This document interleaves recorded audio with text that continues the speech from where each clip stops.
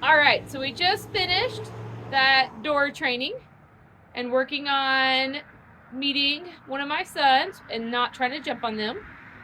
She did really good, right? We had to practice it, I don't know, 3 or 4 times, and then she did it, which is awesome. Now we're just practicing chilling at the front door. There's a dog across the street, so there we're barking, so we're gonna turn around and we're gonna sit the other way.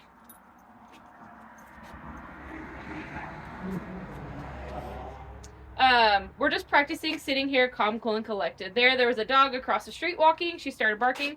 So I just turned her around and I'm just blocking the view of that way until she can learn to sit calm, cool, and collectedly. Once we're sitting here calm, cool, and collected, I'll turn around and let her look again. But I need her to learn. I have a couple options actually. I can do the reset here, or I can walk on and have her move her feet. The choice is mine.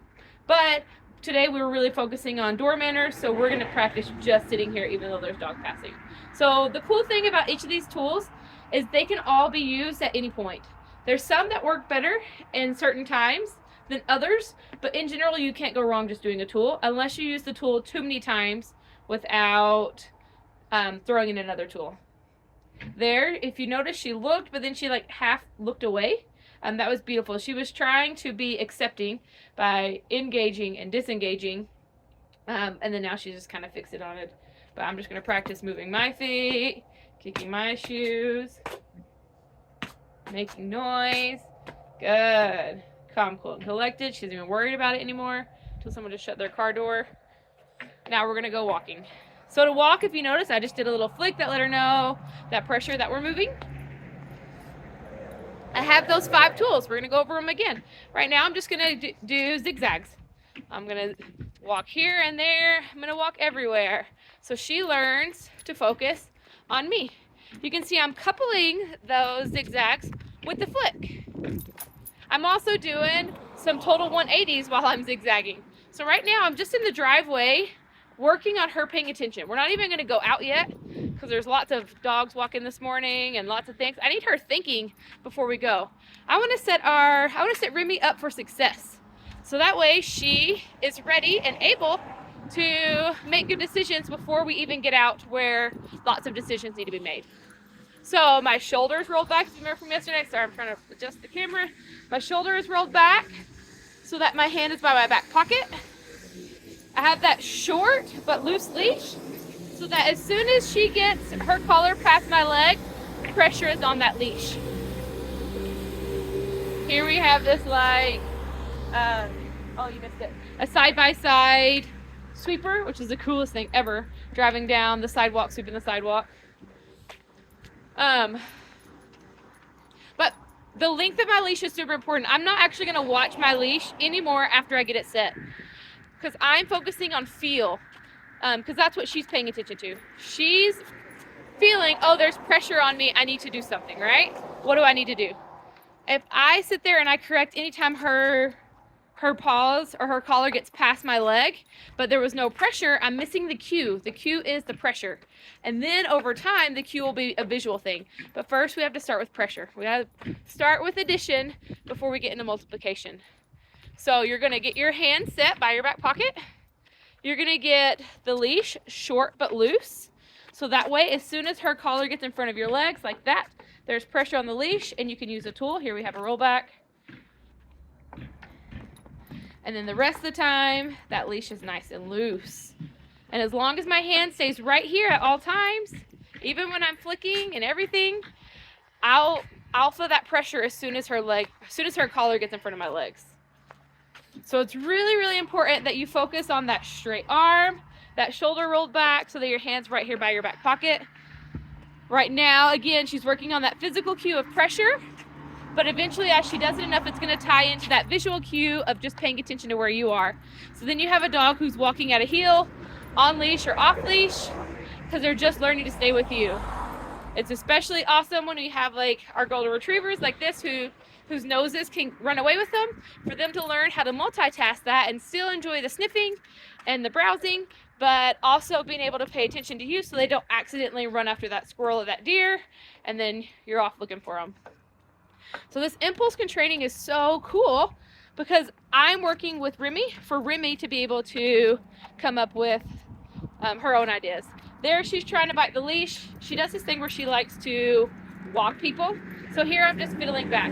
As soon as she starts playing that game, I abruptly pull and pop on that leash. And she says, oh, that was absolutely no fun. I guess we're not playing. So do not let her bite on the leash. Don't let her carry her leash. Don't let her lead you by the leash. And you see, I just like abruptly pop. Let me scoot down. She's just being a puppy, which is totally fine, but it's not playtime, right? When we have our free play, that's when we can play tug of war and run and be goofy. Right now we're doing a training walk, so it's training mode. This will really help her learn to love the different aspects, right? I love vacation, it's my favorite, but if I lived on vacation, it wouldn't be nearly as much fun as if I worked hard and vacationed, right? Or had that free time with my kids to watch a movie. If I watch movies all day long, it'd be no fun sitting and watching a movie with my children. So helping her understand the different areas of life and really using each one to the fullest is super awesome. All right, she's doing a really good job staying with me. Well, really good for her second day. We obviously still have a lot to go. But we're gonna go ahead and cross the road now. Okay, I'm giving some flicks still.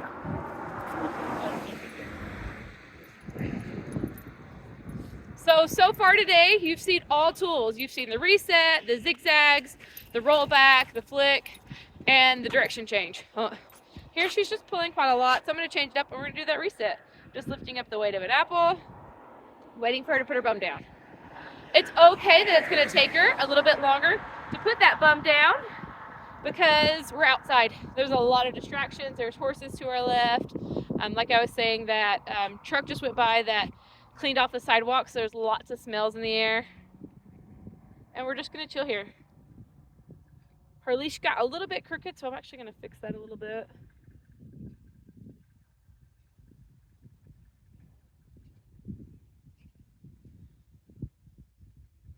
I want this black piece, and we'll go over how to put this leash on right in the middle. Right there. Good, and she's just chilling.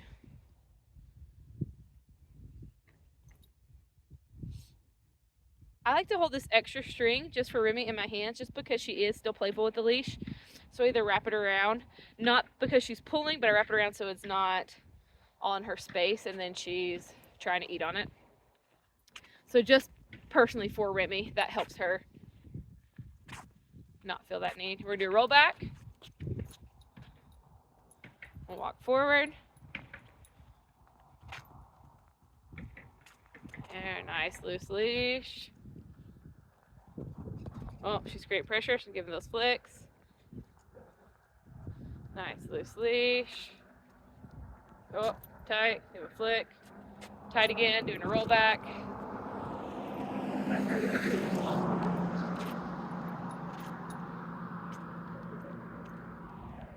Nice loose leash. Creating pressure. Do a reset. Oh, there's a leaf rolling down the sidewalk, which got her very intrigued. So just lifting up that weight of an apple. Oh, that leaf just ran away, so you can see Remi scooting forward there. Bum went down, leash went down. That leaf did look really fun. I have to agree with Remi on that one. And that leaf's too exciting, so we're gonna do a direction change. You can see she doesn't want to go the other direction. That's okay. There's another leaf, so we're gonna go this direction. And she's pulling again, so we're gonna go this direction. We're gonna ping pong back and forth with our direction changes right here in between these two leaves until we can pass one calm, cool, and collected. So nice loose leash. Awesome, we're getting better. I don't want to avoid the distractions. I want to work my way past them. Good. And passing the leaf now. Good, go flick. Oh, she's starting to pull again. We're gonna go the other way. So you can see we're really just working her through it so she can understand, oh, I can pass leaves without having to grab each one of them. Okay, we're about to pass the other leaf on our right. Oh, just passed it. Awesome, and we're just gonna keep practicing this. You can see we haven't actually gone very far. The house is still right here because it's about the quality of the walk, not the quantity. I'm really wanting her to do a really good job walking not necessarily go travel 4 miles, right? Eventually, once she gets really good at walking, then we can cover ground. We can ride a bicycle, we can go for a jog. Right now, I'm focusing on helping her walk on this nice loose leash and be in control of those impulses. She just is got that puppy impulse where she just likes to pounce and jump, and whatever comes to her mind is what she does. So we're just gonna work on helping her control those impulses.